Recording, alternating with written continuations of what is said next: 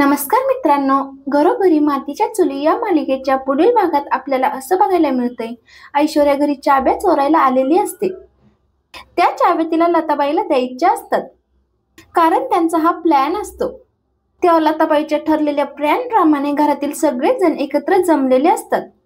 तेव्हा लताबाई सगळ्यांसमोर म्हणते की सुमित्रा, हे बघ, हे तुझ्या कपाटाच्या चाव्या आहेत ना, तर या जानकीने मला आणून दिल्यात. तेव्हा जानकी म्हणते की लताबाई, तुम्ही का खोटं बोलतायत? तेव्हा जानकी म्हणते की तुम्ही खोट्या आहात, खरं तर ही बाई पार्वती नाहीच आहे. सगळं काही प्लॅन या ऐश्वर्याचा आहे.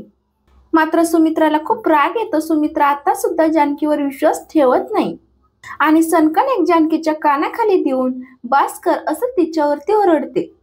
आता सुमित्रा स्पष्ट शब्दात म्हणते की जानकी, तुझ्या पापाचं खापर ऐश्वर्याच्या नावावर फोडू नकोस. तेव्हा ऋषिकेशला सुद्धा हे सगळं बघून खूप राग येतो. तेव्हा तो सुमित्राकडे धक्क्यानेच बघत असतो.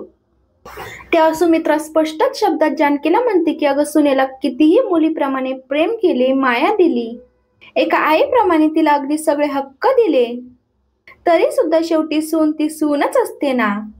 ती कधीही आपल्या आई वडिलांचा विचार करत नसते. त्यामुळे तू एक चांगली सून होऊच शकत नाही, असं आता सुमित्रा सगळ्यांसमोर जानकीला बोलत असते. जानकीला सुमित्राचं बोलणं ऐकून खूप मोठा धक्का बसलेला असतो.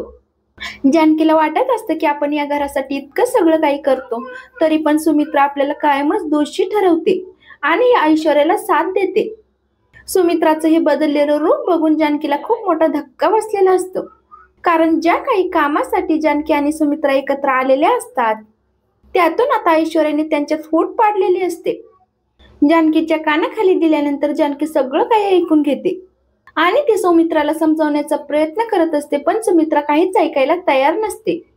तर मित्रांनो, पुढे काय काय होते हे बघण्यासाठी आपल्या चॅनलला नक्की सबस्क्राईब करा. धन्यवाद.